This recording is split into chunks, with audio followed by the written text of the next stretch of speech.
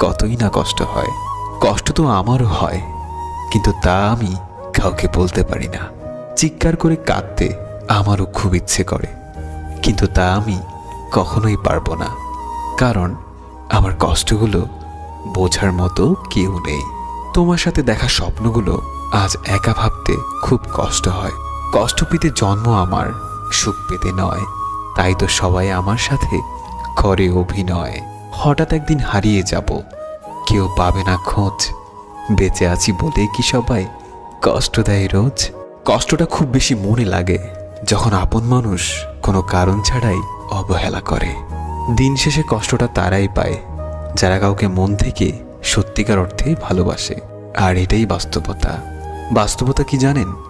যারা হাসি খুশি থাকতে পছন্দ করে, কষ্টগুলো বারবার তাদের কাছেই ছুটে আসে।